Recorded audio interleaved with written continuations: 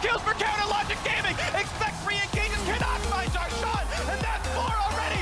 Perkz the last one alive. There's the snipe. He's gonna take him down. Vai pra cima, vai pra eliminação. Você na última luta, volta para o dash. Foi chutado pelo Revolta. Ele toma a mão da do Dodgers. O Mingo quase foi eliminado. Já são 3 jogadores. O Brasil vai ganhar de dia.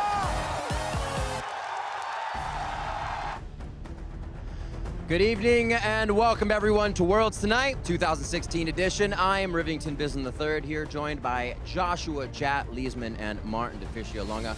We're looking at opening day right now, which wrapped up here in San Francisco just a little while ago. Some crazy things we'll talk about Martin's sadness in just a bit. We got to look at groups A, C, and D today, shaking things up. And our first match really coming out of the transatlantic clash. Everybody was waiting for it. It's been the long-awaited match, and oh boy, did it deliver. Yeah, DeFicio, what did you think of that game? I thought it was a tremendous display of League of Legends. I mean, I actually think CLG played extremely well. So instead of like flaming G2 specifically, I actually rather praise CLG in this game. I think some of the shot calling they showed was fantastic. They didn't have any surprise picks. It was actually very standard pick coming from them, but just much better, game plan than G2. Yeah, and I really love their strategy, getting the strength in the bottom lane, and then just the way they were able to maneuver around their objectives. Like right here when the Jace was off in the side lane without teleport, they just very easily get the Baron buff. Then they transitioned it into later team fights, and they knew their limits, right? Stixxay was able to sustain up. This was after a really long fight that happened around the inhibitor. And then I think he flashes over wall to the 2 carries of G2 to eliminate them here in this fight. CLG actually looked incredible in this game. Yeah, I said this during the cast, it doesn't matter if G2's, let's say solo laners in this case had better picks and were actually winning the solo lanes, that Trick, were looking like the better jungler on paper. It doesn't matter because CLG actually was the better team and they were able to just coordinate plays in the bottom lane around when Sven was alone or when like Expect wasn't ready to teleport, which was actually kind of odd because he didn't TP like multiple times in this game and it just gave so many advantages to CLG on the bottom side. Right, and I'm sorry DeFicio, but things just did not get any better. H2K rather, in their debut match against AHQ as a tongue twister, and that also fell the same way. And this was one of the uglier games we had today, actually, because there was a little bit of an advantage for H2K and they had a bit of an opportunity to win, but it definitely didn't start well for them with that first split up in the top side. No, and honestly, this was a game where it went a lot like expected, where H2K would do well early game, stronger laners than AHQ had, but then like now you see mid game already, and you start seeing these mistakes where H2K are like setting up weird plays while they don't actually have to, and also they have like zero control of the map. Ends up being a big Baron fight. HQ obviously wins the Baron fight in the end, where Arn flashes over. Check him out there on your replay.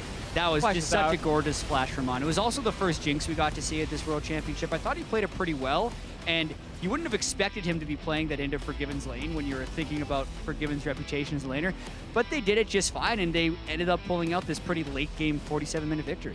Yeah, it reminds me a little bit of AHQ of last year, honestly, where they also had some of these late sweet game goal graph. It's very, very close, and then woo! It's early game team on the side of H2K, late game team for AHQ, and they couldn't close. Absolutely, but we did see the biggest surprise of the day when CB Lols INTZ pulled out a monumental upset against LPL's Edward Game. I had no idea what was happening in this game because this was completely unexpected. They beat the best team from China, like by far the best team from China coming into this. And Yang and Revolta played so well during They this dismantled the EDG. Oh, I love this one. Clearlove is like dashing in a straight line when Asher flies at him, and he's like, oh, okay, got hit, and then Revolta again. And honestly, yeah, what happened? Well, Yang and Revolta happened in this game here. They honestly camped and destroyed the top lane. They were the big carries in team fights as well. It's impressive to see that kind of performance. It's crazy that this happened on day one, too, because this is perhaps, as far as expectations going into the match, the largest upset we've had in Worlds history. Absolutely, it's been amazing so far, but also in a much anticipated matchup, we did see LPL, Royal Never Give Up, finally get on that board against TSM in the final match. And just judging, from performance on day one, then RNG actually looks like a stronger team than EDG, because obviously, of course, EDG lost. But while this was a risky or a poor start by RNG, we only got to see MLXG die. We don't want to see the rest. There's some NA producers that are like, just cut away from the rest. We don't want to show that. He killed Hecarim. Look at Chris scared his Great play. Great play. Solid, Chris. Look at that goal graph, though. It just, They should have It's cut that off because as well. They should have just RNG kept it when they were actually heading. Don't be like, cut. TSM only plays until 32 minutes. That was their average game time in the summer split.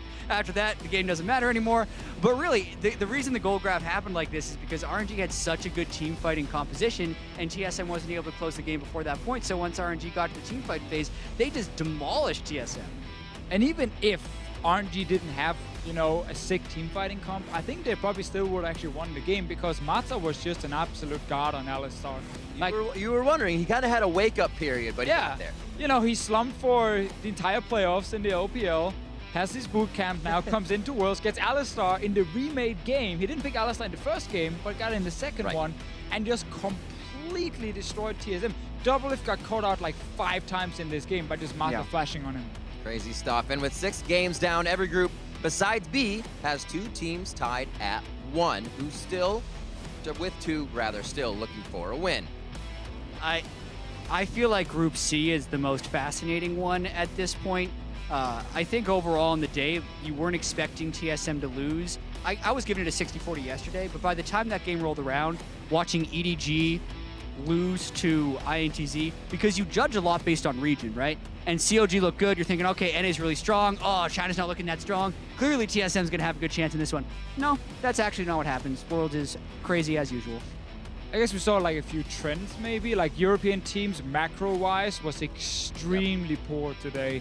Like watching H2K run around Baron, you know, for 10 minutes, basically giving HQ time to scale, not even understanding to put a ward behind the Baron pit in the first place. Right.